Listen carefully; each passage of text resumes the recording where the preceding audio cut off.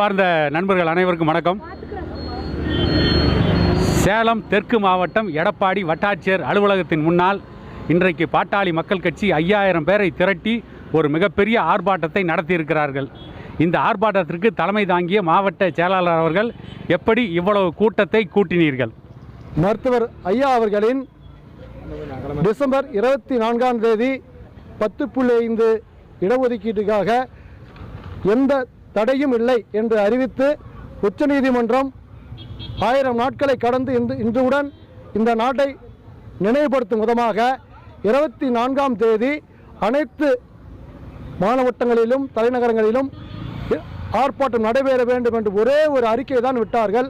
அதன் அடிப்படையில் எடப்பாடி தொகுதியிலையும் சங்ககிரி தொகுதியிலையும் கிட்டத்தட்ட 5000 மக்களுக்கு மேல் தன்னெழுச்சியாக தானே ஃபோன் பண்ணி கேட்டு நான் வருகிறேன் குடும்பமாக வந்து இந்த போராட்டத்தை மிகப்பெரிய அளவில் வெற்றியடை செய்தார்கள். இந்த வன்னியர் சங்க ஆர்ப்பாட்டத்துக்கு எடப்பாடியில் பெருமளவு பெண்கள் கலந்துக்கிட்டு இருக்கிறீங்க. நீங்கள்லாம் எந்த அடிப்படையில் இந்த ஆர்ப்பாட்டத்தில் கலந்துக்கிட்டீங்க? வணக்கங்கண்ணா, நான் எடப்பாடி நகர மகளிர் அணி தலைவிங்க. இந்த ஆர்ப்பாட்டம் எதுக்குன்னா 10.5 இடஒதுக்கீடுக்காக ஐயா அறிவிச்சிருந்தார். எல்லாம் என்ன கூப்பிடல ஒன்றும் கூப்பிடலன்னு சொல்லாமல் ஐயா சொன்ன ஒரு சொல்லுக்காக எல்லாருமே தானாக உணர்வோடு வந்திருந்தாங்க. வந்தவங்க எல்லாருக்கும் முதல்ல நன்றி. ஆனால் இன்னொரு வருத்தங்க, திமுக அரசை கண்டிக்கிறோமோ ஸ்டாலினை கண்டிக்கிறோமோ இல்லையா, இதில் கலந்துக்காத வன்னியர்களை நான் கண்டிக்கிறேங்க. மன வருத்தத்தோடு கண்டிக்கிறேன். எல்லாரும் கலந்துங்க. எல்லாருக்காகவும் தான் போராட்டம், எங்களுக்காக மட்டும் இல்லை.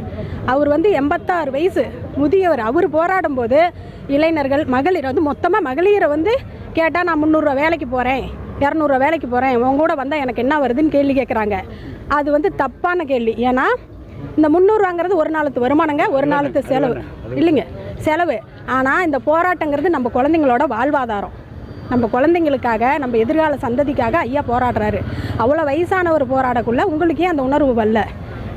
இனிமேலுமாவது எல்லாம் விழிக்க பாருங்கள். பெண்கள் எல்லாம் விழித்து வெளியில் வரணும். எப்போ விழிக்கிறீங்களோ அப்போ தான் நம்ம நாடு முன்னேற்றம் அடையும். நன்றிங்க. நீங்கள் பெண்கள்லாம் எவ்வளோ வேலைக்கு இடையில் இந்த ஆர்ப்பாட்டத்துக்கு வந்திருக்கிறீங்க. இந்த இடஒதுக்கீடு ஆர்ப்பாட்டத்துக்கு நீங்கள்லாம் வந்தீங்கன்னா அதுக்கு என்ன காரணம்? எங்களுக்கு தான் படித்து வேலை கிடைக்கல. எங்களோட குழந்தைகள், எங்கள் பேரன் பேத்தி இவங்களுக்குலாம் இந்த இடஒதுக்கீட்டில் பயனடையணும் இந்த போராட்டம் பண்ணுறோம். இது நீண்ட நாள் கனவு. நம்ம மருத்துவர் ஐயாவோட நீண்ட நாள் போராட்டம். அந்த போராட்டத்தை நம்ம வெற்றி அடைய தான் இந்த 10.5ங்கிறது 13% நாங்கள் வாங்கிறதுக்கு இந்த போராட்டம் ஒரு முன்னுதாரணமாக இருக்கணும். இப்போ இந்த போராட்டத்துக்கு இவ்வளோ சின்ன வயசில் படிக்கிற காலத்திலே நீங்களாம் இதுக்கு வந்தீங்க? நாங்களாம் இந்த வயசுலேயே போராட்டத்துக்கு வந்தது ஐயாக்காக தான். நான் கவர்மெண்ட் ஸ்கூலில் தான் 5ஆவது படிச்சுட்டு வரேன். நான் டாக்டர் ஆகணும்னு ஆசை. அது எங்கள் அப்பாவோட கனவு. அதனால் இந்த போராட்டத்துக்கு வரேன்.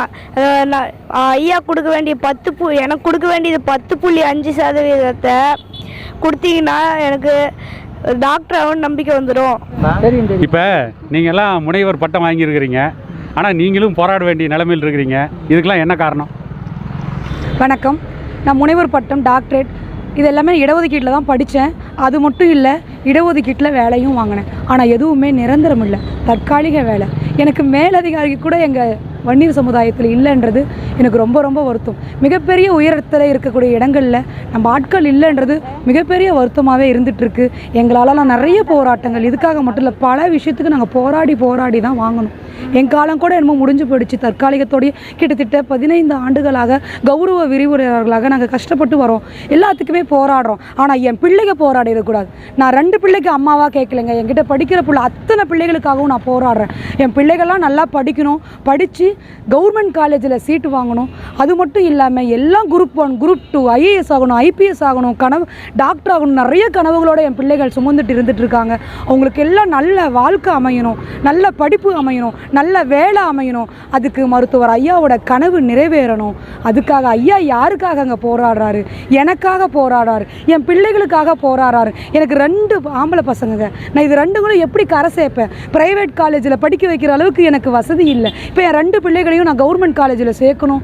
அவங்களுக்கு ஒரு நல்ல வாழ்க்கையை தேடி தரணும். இவன் டாக்டர் ஆகணும்னு ஆசைப்பட்றான், இவன் IPS ஆகணும்னு ஆசைப்பட்றான். இந்த கனவெல்லாம் நான் எப்படி நிறைவேற்ற முடியும்? 10.5 எனக்கு நிச்சயம் உதவி வரும். ஏன்னா நாங்களாம் 1 மார்க்கில் மிஸ் பண்ணவங்க வாழ்க்கையை. எல்லா குரூப் எக்ஸாமும் எழுதியிருக்கோம், 1 மார்க்கில் பின்னாடி வந்திருக்கோம். நானே எம்பிசி 10.5 கிடச்சி அதில் அப்ளை பண்ண பொண்ணு தான். நான் ஃபஸ்ட்டு மார்க்குன்றதுனால முன்னே வந்துட்டேன். ஒருவேளை 10.5 கிடச்சிருந்தா என் கூட படித்த இன்னும் 10 பேர் உள்ளே வந்திருப்பாங்க. நான் தான் கடைசியாலாம் உள்ளே போகிறேன். ஆனால் ஒருவேளை எனக்கு இந்த 10.5 கிடச்சிருந்தா என் நண்பர்கள் எல்லாம் இன்னும் லைனில் நிற்கிறாங்கங்க. என் வன்னிய நண்பர்கள் அத்தனை பேரும் லைனில் நிற்கிறாங்க. ஒருவேளை இந்த 10.5 கிடச்சிருந்தா என் கூட சேர்ந்து இன்னும் 10 லெக்சரர் உருவாக்கியிருப்பாங்க. யோசிச்சு பாருங்கள், என் ஒரு துறையில் இத்தனை பேருனா இன்னும் பல துறை இருக்குது, பல டிபார்ட்மெண்ட் இருக்குது. எத்தனை பேர் வந்து மிஸ் பண்ணுவோம்? யாரும் மிஸ் பண்ணாமல் அத்தனை பேரும் நம்ம துறையில் வந்து சாதிக்கணும்னா இந்த 10.5 மிகப்பெரிய தாக்கத்தை உண்டு பண்ணும். அதுக்காக தான் ஐயா கேட்குறாரு. இது எல்லாரும் புரிஞ்சுக்கணும். இது கிடைக்கலன்னா மகளிர் நடு ரோட்டில் உட்காருவோம். ஐயாவோட இன்னும் மிச்சமான போராட்டம் பண்ண நாங்களாம் ரொம்ப தயாராக இருக்கோம். ஐயாவோட கண்ணசைவுக்காக காத்துட்ருக்குறோம். அவர் கண் அசைஞ்சால் போதும், நாங்கள் எல்லாரும் மீண்டும் ஒரு மிகப்பெரிய போராட்டத்தை உருவாக்குவோம்.